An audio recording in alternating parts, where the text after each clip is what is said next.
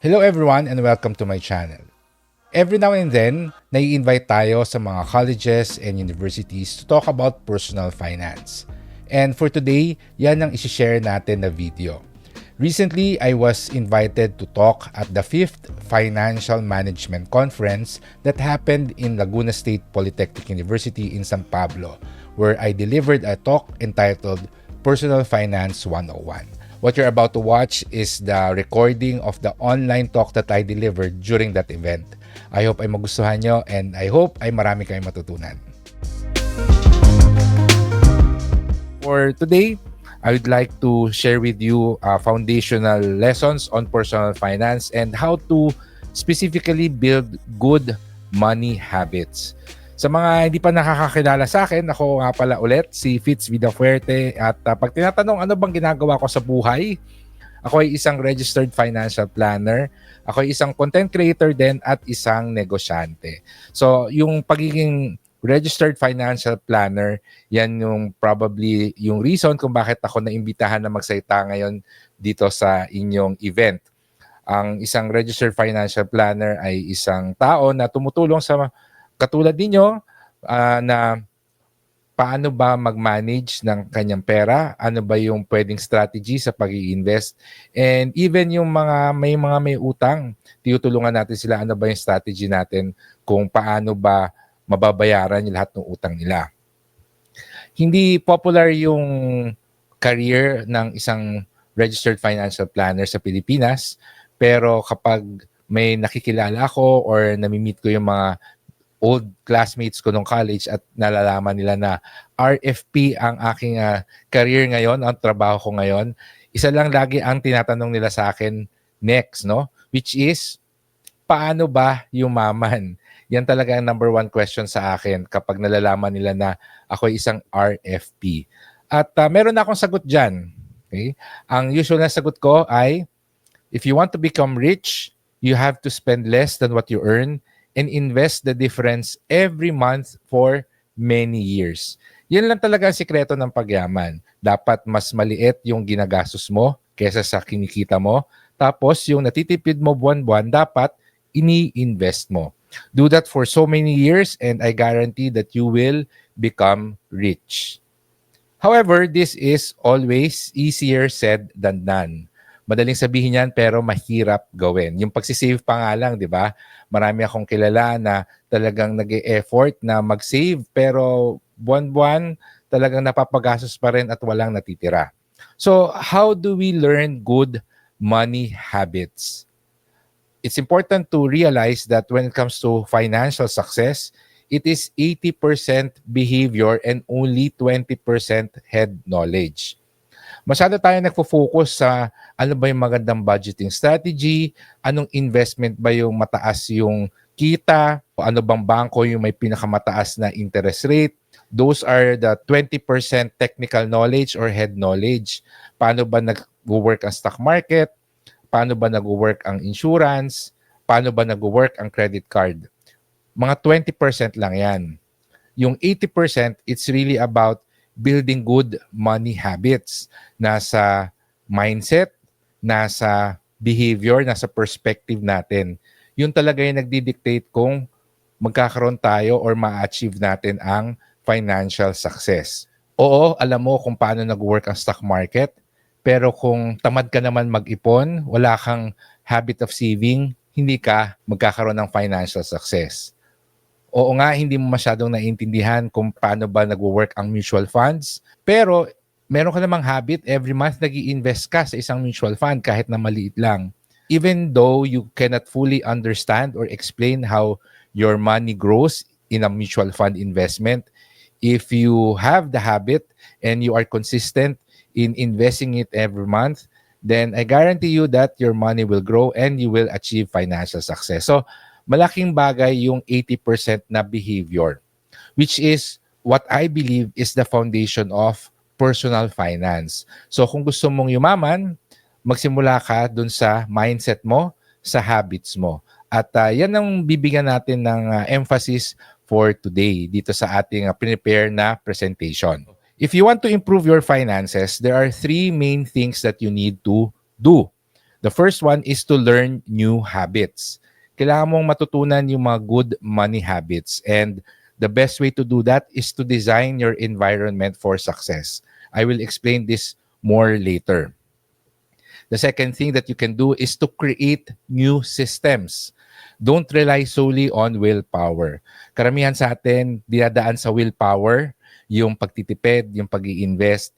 Pero may mga paraan para hindi ka masyadong gumagamit ng willpower. And that is by creating a system. So I'll explain that further later. The third strategy that you can do is to have new perspectives. You need to redefine your old beliefs about money. May mga paniniwala kasi tayo sa pera na hindi nakakatulong sa pagyaman natin. So there are three things that you can immediately do to improve your finances, which is to learn new habits, create new systems, and have new perspectives about money. So we'll discuss these three now. The first one is to learn new habits, which is basically to design your environment for success. Ibig sabihin nito, gawin mong mas madali na matutunan yung mga good habits. Mas madali na gawin yung good habits. One great example of this is to pay yourself first. Narinig nyo na ba yan?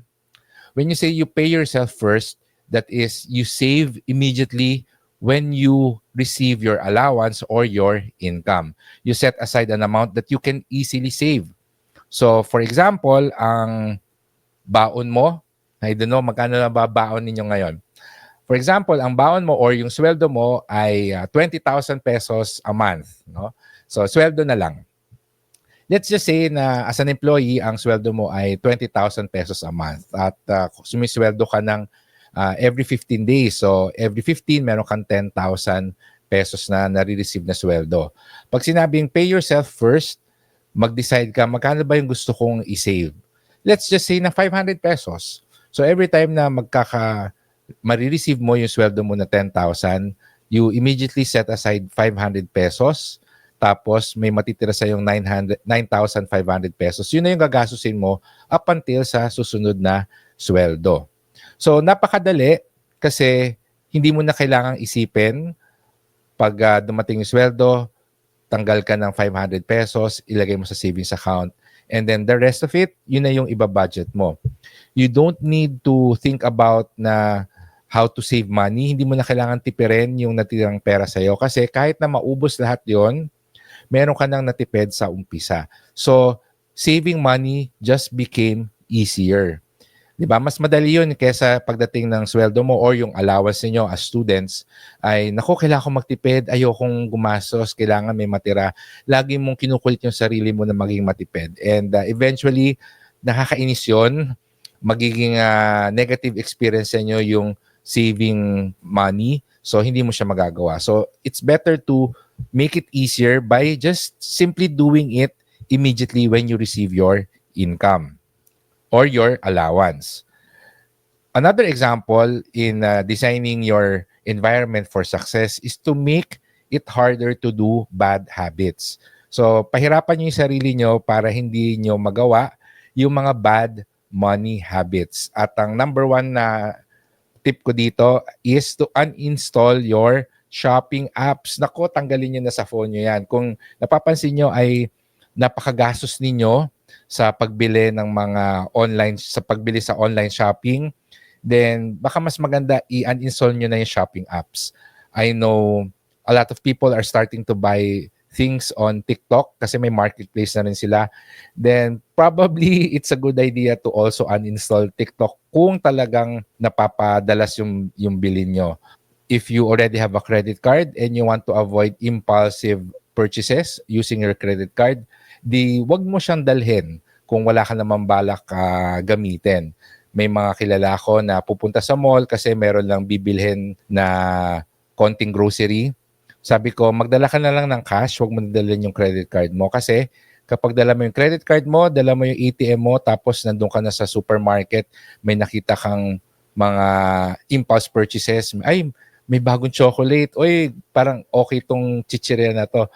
Mabibili mo siya kasi alam mo meron kang credit card, meron kang ATM, may extra cash ka. Pero kung ang dala mo lang ay eksakto dun sa plano mong bilhin, then magdadalawang isip ka na na bumili ng wala sa plano or wala dun sa listahan mo na planong bilhin.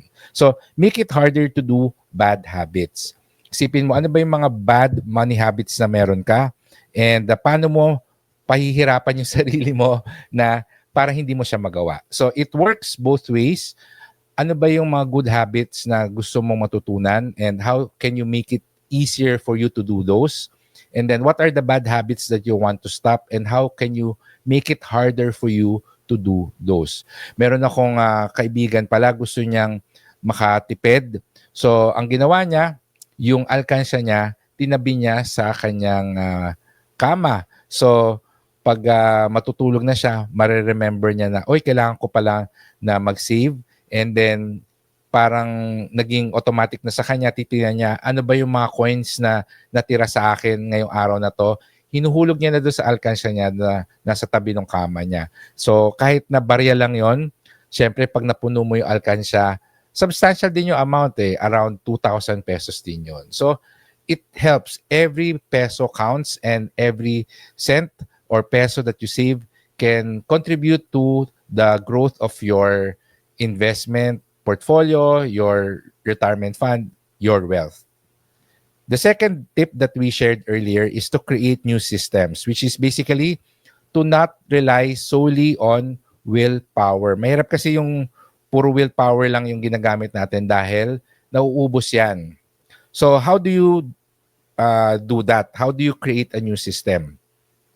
You have to develop a system that's easy to follow, have specific rules, and have specific and clear rules, and work with activities and habits that you already have.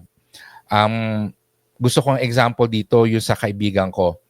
Kasi nagtatrack siya ng expenses at saka nagbabudget siya. At ang ginawa niyang habit is every night, pag nagsi-skincare routine siya, habang nagsi-skincare routine siya, nililista niya na yung kanyang mga expenses. So, maghihilamo siya, tapos magpapatuyo siya ng face niya. After noon, pupunta na siya sa kanyang desk. And habang pinapatuyo niya yung face niya, ililista niya na doon sa notebook niya, ano ba yung mga naging gastos ko ngayon? So, after 2 to 3 items na nalista niya, maglalagay na siya ng astringent siguro, no, or toner, maglalagay na siya ng toner. After niya maglagay ng toner, syempre medyo papatuyuin niya muna, ilista niya na ulit yung next na mga nagastos niya for the day. So, in-incorporate niya dun sa isang habit na lagi naman niyang ginagawa, like yung skincare routine niya, yung paglilista ng mga expenses. And then after the skincare routine, that's when she opens up yung laptop niya, yung kanyang Excel file, doon niya ini-input yung mga expenses niya for the day at doon niya nakikita yung remaining money sa budget niya. Basically, doon siya nag-quick budget management bago matulog. So, it's really a good strategy to incorporate money habits within a routine that you already do. In my case, pagdating ng Sunday, syempre, magsisimba tayo kasama ng family, and ang ginawa kong routine, pag uwi from church, that's when I do my weekly budgeting. So, syempre, kasama na siya sa routine. Kapag uwi sa bahay, nagiging automatic na mapapaupo ako doon sa may computer ko, doon sa laptop ko, magbubukas ako. Kasi for so many months, years even, yun yung naging routine ko at hindi ko na kailangan ng willpower, hindi ko na kailangan i-remind sarili ko na ito yung dapat na ginagawa ko kasi naging habit na siya. So have specific and clear rules. So sa akin, mag-budget ka right after coming home from church. That's a routine that I have. Tapos yung friend ko naman, pahabang nagsi-skincare routine siya, ay naglilista siya ng expenses and i-input siya sa kanyang Excel worksheet nung mga nagastos niya right after niya mag-skincare sa gabi. Another tip is to have a number that you can measure. Remember that you cannot improve something that you don't measure. So the goal is for progress and not perfection. And the initial goal that we can always have is yung ating emergency fund. Ang emergency fund natin should be at least 6 months worth of our expenses. So kung gumagastos ka ng, let's just say, 10,000 pesos a month, so ang emergency fund mo dapat times 6, that's 60,000 pesos. So mag-save ka. And you always measure kahit na every month, magkano na ba yung savings mo? So for this month, nakasave ako ng 500 pesos. So good. So 500 pesos na yung number ko, ang goal ko, ang target ko ay 60,000 pesos. So next month, nakasave ako ng 300. So 800 na. 800 out of my 60,000 peso goal. And the more that you see yung number na tumataas, mas namomotivate ka na mag-save. Kasi gusto mo na makumpleto kagad yun eh, di ba? So, next month ka, tataasan ko yung aking savings, no? O yung matitipid ko na pera. So, aside from the money that you pay yourself first at the start, di ba? Nagtabi ka ng 500. Susubukan mo mas maging matipid or maghanap ka ng racket. Pag nakasave ka ng 2,000 pesos, that's 2,500 pesos na dagdag dun sa target mo. So, nakakatuwa na yung 800 plus 2,500, magiging 3,300 bigla, no? So, it will really motivate you to continue and complete yung inyong emergency fund. So, after nyo makomplete yung emergency fund, you can set other goals which is connected dun sa ating third and last tip, which is to have new perspectives when it comes to money. You need to redefine your old beliefs about money, and ang best example for me dito ay yung pagtitipid, no? So, don't save just for the sake of saving. Ano ba yung goal mo? Bakit ka nagtitipid? Bakit ka nagsisave? Have specific goals to inspire and motivate you. And next is your ultimate goal is not to become rich. Your ultimate goal is to afford the life you want, because personal finance is personal. So yung tinitipid nyo every month, wag nyong isipin na kaya ako nagtitipid kasi dapat yun yung ginagawa ko. It's always better to have a specific goal in mind. So, first of all, you need to save for your emergency fund. How can you motivate yourself? So, isipin mo, paano kung may magkasakit? Paano kung magkasakit ako? Paano kung masira yung cellphone ko? Kailangan meron akong extra money, may emergency fund ako para makabili ng bagong cellphone or makabili ng gamot. So, yung iisipin mo, mas motivate ka na magtipid para mabuo ang emergency fund mo. Kesa sinasabi mo lang sa sarili mo na kailangan ko magtipid, kailangan merong goal. So pag nabuo mo na yung emergency fund mo, pwede mong maging goal ay, next summer, mag-outing kami ng mga friends ko, kailangan ko ng extra money na baon. So every week, kapag may natitempt ka na gumastos or bumili ng isang bagay na hindi naman importante, pwede mong sabihin sa sarili mo na, bibilin ko ba to or i-save ko na lang to para mas malaki yung pocket money ko sa out of town trip namin ng friends ko sa susunod na summer, sa parating na summer, di ba? So meron kang specific goal na mag-i-inspire sa'yo para mag-save. So isang magandang strategy yan para ma-motivate mo at ma-inspire mo yung sarili mo na maging saver. And also, again, the ultimate goal is not to become rich, pero yung magawa natin, yung mga gusto nating gawin, mabili natin yung mga gusto nating bilhin. So personal finance is personal. Ibig sabihin, yung mga gustong gawin ng mga ibang tao, hindi naman dapat yun din yung goal mo. Meron akong kaibigan na gustong bumili ng bagong kotse. Hindi ibig sabihin na dapat bibili din ako ng bagong kotse, no? May kanya-kanya tayong goal. Kapag nakita natin yung kaibigan natin na may bagong damit, hindi ibig sabihin nun, dapat bago din yung damit ko.